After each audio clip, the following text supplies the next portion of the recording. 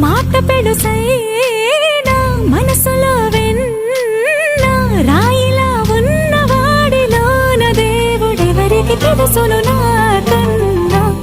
సూసేకి అగ్గిరవ్వ మాదిరే ఉంటాడే